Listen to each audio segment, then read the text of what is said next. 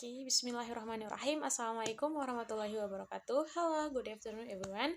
I'm Farisa Iwayu and here I will try to explain about politeness.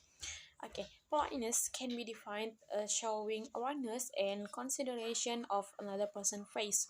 Study of politeness involves various domains. There are pragmatic, stylistic, sociolinguistic, conversational analysis, and ethnography of communication.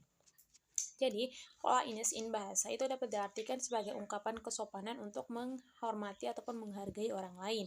Nah, study of politeness ini sendiri itu terdiri dari beberapa macam ataupun terdapat beberapa golongan. Yang pertama itu adalah pragmatis, stylistik, kemudian sociolinguistik, conversational analytic, dan ethnography of communication ataupun komunikasi etnografi. Okay, according to Brown and Levinson 1987, politeness in interaction can be defined as the employ to show awareness of another person. Jadi, menurut Brown dan Levinson pada tahun 1987, nah, politeness dalam proses interaksi itu dapat didefinisikan ataupun diartikan sebagai proses untuk menghargai ataupun menghormati lawan bicara kita dengan menggunakan bahasa yang santun gitu.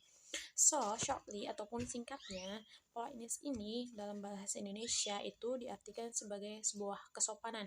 It's talking about the diction when you want to talk with another person. Jadi ini berbicara tentang diksi yang harus kita gunakan ketika kita mau berbicara dengan orang lain gitu ya.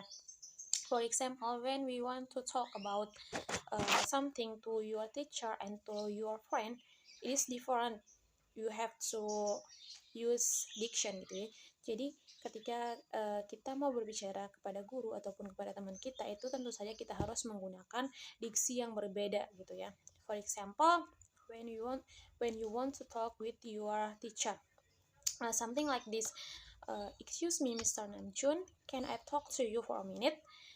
Nah, itu diawali dengan excuse me, Mr. Namjoon, artinya kita meminta izin dulu kepada orang yang bersangkutan. Apakah kita diperbolehkan untuk berbicara dengan beliau ataupun tidak. And then, when we want to talk with your friend.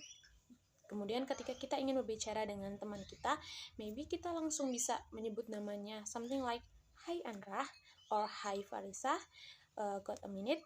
Jadi kita sapa aja dulu teman kita seperti biasa, kemudian kita bertanya apakah mereka luang gitu ataupun bisa bicara sebentar gitu ya.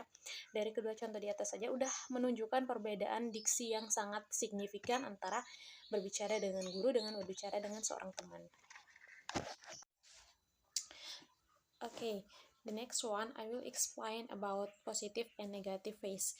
The first one is negative phase. Negative phase is the need to be independent and free from imposition. Meanwhile, positive phase is the need to be connected, to belong, to be a member of the group. Jadi, negative phase ini sebuah ungkapan yang menunjukkan tentang kebutuhan untuk mandiri dan bebas dari keterpaksaan. Dalam artian, ungkapan ini diungkapkan ataupun diucapkan ketika kita mau berbicara dengan seseorang tetapi kita takut untuk mengganggu waktu ataupun pekerjaan orang tersebut. And then negative phase. Nah, positive phase. Nah, positive phase ini menunjukkan ungkapan untuk sebuah kebutuhan untuk saling terhubung, saling memiliki ataupun menjadi bagian dari anggota sebuah kelompok, dalam artian bahwasanya positive phase ini digunakan ketika kita memiliki tujuan yang sama dengan orang yang akan kita ajak bicara seperti itu. Okay, negative phase will show concern about imposition. Jadi negative phase ini menunjukkan kekhawatiran untuk diganggu ataupun untuk mengganggu ataupun untuk menolak, ditolak gitu ya. For example like this, I know you are busy, but can we talk for a while? I want to share about some information for you gitu ya. Contohnya tuh seperti kayak, ya saya tahu kamu sedang sibuk, tetapi bisakah kita berbicara sebentar?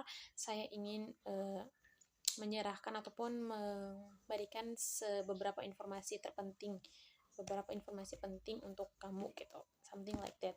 Meanwhile, positive phase will show solidarity and draw attention to a common goal ya. Sementara itu positive phase ini menunjukkan solidaritas dan menarik perhatian dengan membawa latar belakang misalnya tuh sebuah tujuan yang sama. Jadi positive phase ini digunakan untuk mengajak seseorang untuk melakukan kerja sama. For example, like this, you and I have a many job for this week, so let's do it together. Jadi contohnya tuh kayak kita tuh, kamu dan aku memiliki pekerjaan yang banyak di minggu ini, so mari kita kerjakan secara bersama gitu. Itu ajakan karena memang mereka memiliki tujuan yang sama, sama-sama ingin menuntaskan pekerjaan mereka yang banyak di minggu ini.